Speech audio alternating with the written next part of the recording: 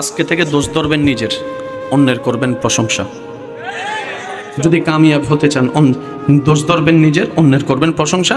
মানুষের দোষগুলোকে গোপন করে রাখবেন, মানুষের নামে প্রশংসা করার চেষ্টা করবেন।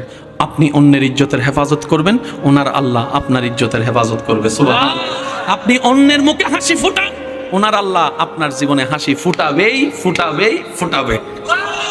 আমরা সুখী হই না কেন জানেন? আমরা অন্যের সুখ কেটে নিজে সুখী হতে চাই। সুখী হওয়ার সিস্টেম এটা না। আপনি অন্যকে সুখী রাখেন, ওনার আল্লাহ খুশি হয়ে আপনাকে সুখী রেখে দিবে।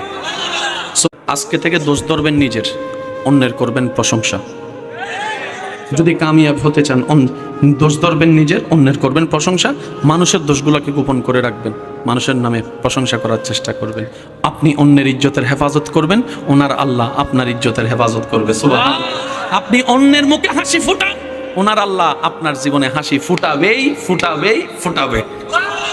আমরা সুখী হই না কেন জানেন? আমরা অন্যের সুখ কেটে নিজে সুখী হতে চাই। সুখী হওয়ার সিস্টেম এটা না।